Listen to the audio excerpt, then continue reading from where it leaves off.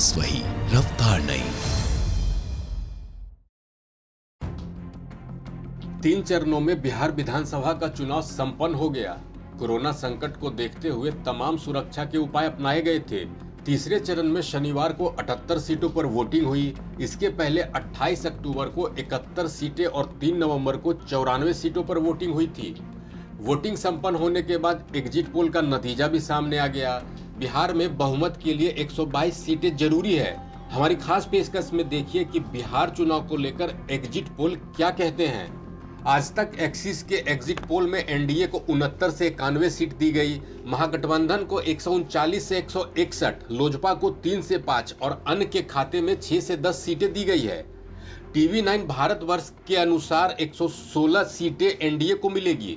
महागठबंधन को 120 सीटों का अंदाजा है, जबकि लोजपा को 4 और अन्य के खाते में 4 सीटें जाने का अनुमान जताया गया है।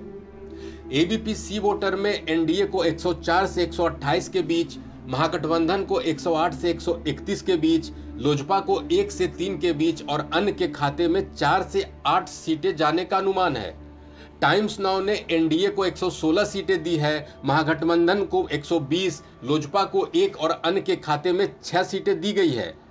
रिपब्लिक जन की बात के एग्जिट पोल में एनडीए को 91 से 117, महागठबंधन को 118 से 138, लोजपा को 5 से 8 और अन्य के खाते में 3 से 6 सीटें दी गई है।